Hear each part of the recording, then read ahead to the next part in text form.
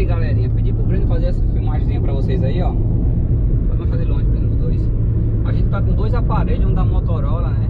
Um aparelho novo da Motorola, o Samsung também, um Samsung M31.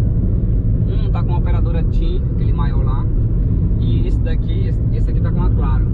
Nós estamos chegando na cidade de Alagoinhas, nenhum dos dois tá dando sinal, olha aí, ó. Olha o Waze aí como é que tá. Aquilo que eu falo pra vocês, quando o pessoal, eu vou com o celular, eu vou com o celular.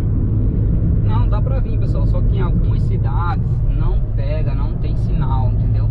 Tá aí, ó, os dois aparelhos ligados aí, um da TIM e um da Claro, operadores diferentes. Lá no posto que a gente tava dando sinal. Saiu do posto, tá muito mais próximo da cidade de Alagoinhas e ainda não tem sinal.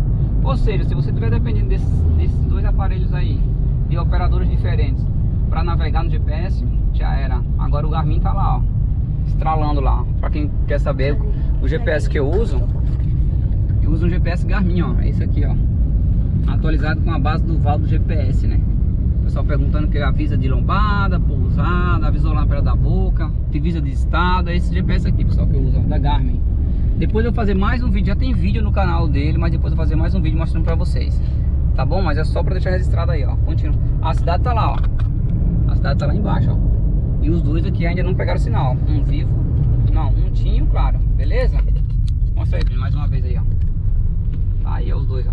Sem pegar sinal, ó. Beleza? Então só pra deixar registrado aí, pessoal, a cidade lá, ó. Então tá lá embaixo, ó. Tá. Então é isso aí. Valeu.